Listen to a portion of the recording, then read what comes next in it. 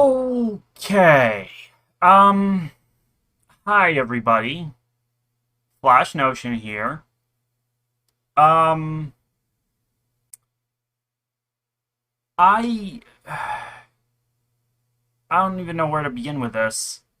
So, I've sat here in front of the computer for the last hour thinking I was recording. I it was late. Um, I'd been working on stuff relating to this model for a while beforehand. Um, and there's a button right next to the recording button that, like the recording button, stays pressed after you press it. Um, so I thought I was recording and acted accordingly. And I didn't realize I wasn't until I thought about, well, how long have I been recording? And looked down to see, and I just saw, oh, I haven't been recording. And my immediate response was to just scream no and just fucking facepalm and walk out of the room because I I don't even know what to do. So, yeah. An hour ago, I sat down to watch episodes 41 and 42 of Soul Eater, and I did. I watched them. I thought I was recording, and I acted as such. I talked apparently into the fucking void, and, like, it wasn't a spectacular reaction. There was not a lot going on in those episodes, actually, like, compared to the last time. But, I mean, it's kind of an important reaction because, like, even though not much happened in these episodes, what did happen was actually important. So, like, what the fuck am I supposed to do now? Because I can't I can't do a non-blind commentary right now because the episodes in question kinda fucking sucked. Like, they were a chore to watch, honestly, even compared to usual stuff. Um, so, like, I have no idea what to do right now because you guys are going to be short on content. I can't even put fucking images in, like, this video because then it would it there's still a chance that it will ping YouTube's copyright system. I mean, what the fuck am I supposed to do? I can try, I guess, but, like, I don't even want to chance that. So, okay, okay. So, here is. I guess this is going to be after that rant. This is going to be a a very short review of Soul Eater episodes 41 and 42 with no reaction links, no blind commentary links. Like, I'm just not gonna fucking bother. Um, it's lost. It's this sucks. This sucks. Like, I don't even. No, this makes me so angry because I, this is a situation in which, like, I'm helpless. There was no way to prevent this. Like, not really. What? It has been so long since anything like this happened. And, like, even if I wanted to like double check on this sort of thing, like the the differences between the mode that I was in and actual recording mode are so subtle, so very subtle that like there wouldn't really have been a way for me to tell, especially with the state that I was in. Obviously, I shouldn't have tried recording tonight at all. I should have just waited until tomorrow. But like that would have put me too close to being behind schedule for this. In terms of like, uh, you know, times like this, I'm really glad that this new way of recording, like displays my head movements because it really just means I can shake my head in exasperation. Right. Like, what am I supposed to do? Be angry at myself? Because there is no way to have prevented this, as far as I can tell. So like, it's just I have to say accidents happen, but like that doesn't solve the problem of lack of content here. Anyway, so how should I do this? I mean, okay.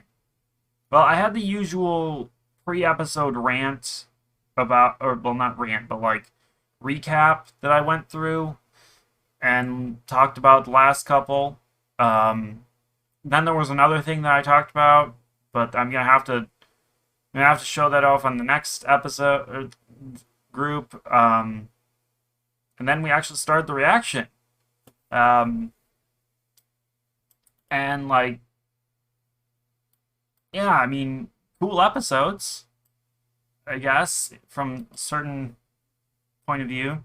Um, Stein's journey through his mind. I guess we'll talk about that first. The stuff that happened with Stein. So yeah, it this video is going to go up on YouTube, and therefore it's technically going to be the same format as normal, just without the cut, because there's no reaction to cut to. Okay, so Stein in his mind palace, like it's frustrating because it re- it felt like they were putting too much effort into being symbolic and artsy and not enough into like telling a good story with it, because like the symbolism was very shallow, it felt like. And I mean, we know what Stein's about. um and like the other thing was that like the way his mental journey was playing out, it felt like he was heading towards like breaking free, and then they just had the madness take him over, and now he's with Medusa. Like, why bother with all of this shit if you're just gonna have him end up with Medusa? Unless in the future there's a twist that, oh no, he was actually sane the whole time and just faking it to get close to her and kill her. Except, she's in a child's body, so how are you even going to do that? Like, you have to get the snake form of Medusa out of the child's body. I don't even fucking know. So yeah, that was just annoying and frustrating to watch, because it felt like it was heading towards good things, and then it just ended up someplace bad, and there's no indication of it being anything other than Stein's actually gone fully crazy. And then we went on to like the worst part of this pair of episodes, was just everybody was kind of fucking obnoxious. Except Blackstar. Blackstar, in spite of, like, he's supposed to be spiraling, he's the only one who actually felt in any way, shape, and form like himself. Everybody else was just moping around and being just Terrible, terrible character stuff going on here. Like, the comparison that I made when I thought I was recording was Simone from episodes like 9 through 11 of Gurren Lagann. He was just moping around, soaking, being obnoxious in a way that was not entertaining at all. And I hate that. I hate when shows do that. Like Gravity Falls also did it at certain points. And I'm sure there's been other shows, but none that really stick out in my head.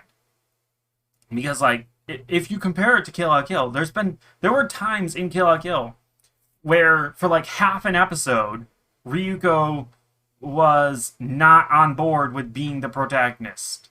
And she was mopey. And she was depressed. But the episode framed it in a way that the episode itself was still very entertaining. And Ryoko's struggle didn't take multiple episodes to get through, to finish up. And so, well, okay, the second one took 2 episodes, but like, again, it was framed in a way that was more entertaining. Her breakdown was very much understandable in that situation. Here what we have is just the adults at the DWMA being framed as unreasonable and stupid and not doing their job correctly and untrustworthy, when all I see watching this is reasonable authority figures doing their best to handle a situation in which they are not in control as much as they would like to be, and they are trying their hardest to keep these kids safe, in spite of the fact that they were trying to train them as child soldiers, basically. But not for this situation, not for basically the end of the fucking world. And, like, the entire situation is not, it's not what they were trained for, realistically. Like, in spite of the insistence of, like, oh, the DWMA was founded to fight the Kishin, like, not exactly. The DWMA was formed as, like, a training ground for these kids to make the weapons that could eventually be used to fight the Kishin. Or a Kishin. But, like, the overall mission statement seemed more towards preventing new Kishin from being born, rather than fighting existing ones. So, like, these kids are super out of their depth. They never even managed to defeat a witch before. So, like, yeah, this is super wrong. Just the adults seem very reasonable to me in the way that they are acting, most of them. So when the series tries to frame the kids, specifically Kid and Maka, as if they are right to question the adults and right to act on their feelings in the way that they do, I just sit there and shake my head like, no, you're wrong. I've been in that situation. I've been the snot-nosed brat who thinks he knows better than the adults and who is angry that he's not being told everything. And, like, I was wrong then, and these characters are wrong now. And so, looking at that, no, I can't get behind it. And it gets worse when the series does not even make it entertaining to watch these kids be wrong. There's so many ways that they could have written this series, so many ways they could have had this conflict and have it be entertaining, have it be interesting, and it's not. When these episodes ended and Maka ran off to go help Krona, my response was not, yay, let's do this. It was like, you're a fucking idiot, but thank God that period of moping is over. Because that would have just been obnoxious if it continued. I mean, it was obnoxious, but like more obnoxious. Um, so there's that. Uh, but like, aside from that, nothing, nothing else actually happened in these episodes. There's been nothing about like the Black Blood. We didn't really get anything on Krona's end, other than just that he wants to make things right. So now he's going off with Miss Marie to try and get back Stein. But like, we didn't even have him interacting with Ragnarok in this episode. There was no internal conflict that we were presented with for him. I'm using the wrong pronouns again, aren't I? Son of a bitch. But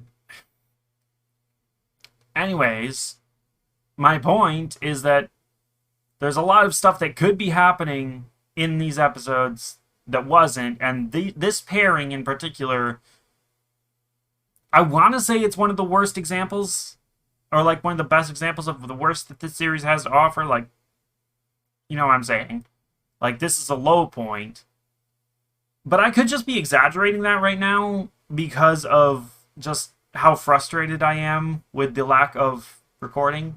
So, like, it could be that these episodes aren't as bad as what I'm feeling they are right now. It's very hard to tell. I have difficulty separating my feelings about things that are happening near simultaneously. Like, if I hurt myself and I'm angry and swearing, and then like somebody does something that vaguely annoys me, I will just completely redirect everything onto them. And obviously that's not something I should do. That's a very bad maladaptive like behavior, but like that's just how it is. That's how I am. No matter how fucking fucked up that is, like, so in this situation, I am angry that I fucked up and with the recording, and I might be misplacing that anger onto the actual series itself and the writers and all of that, and saying that these episodes aren't as good as they actually were. I don't know.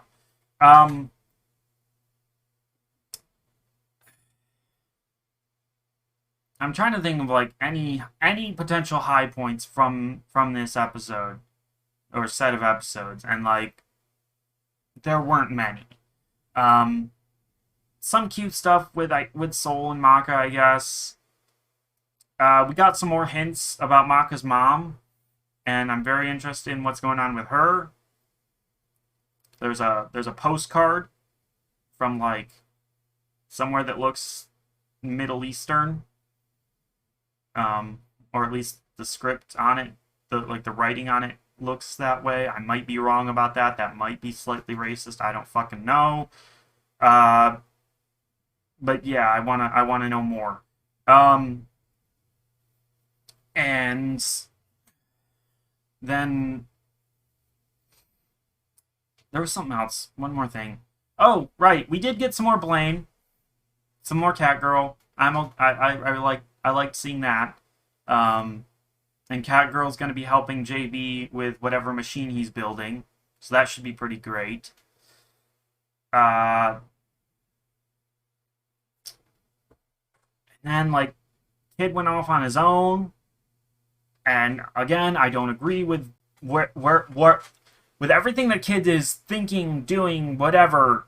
He comes across as a very just obnoxious child, and I can't support it. He used to be such a cool character who had his quirks and his flaws, but was otherwise, competent. And now, right now, he's just not.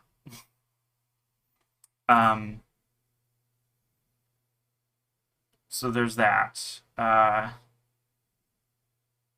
there anything else? Um, I don't need to go over the plots. I mean, I guess I should just no. If you made it this far in the video, you have watched the series. You know what happens in these episodes. So like, I don't know. I don't know. Maybe at some point in the future. No, no, no. I won't. These episodes just I wasn't having enough even before I found out that I failed to record. Like, my reaction to these episodes wasn't very positive.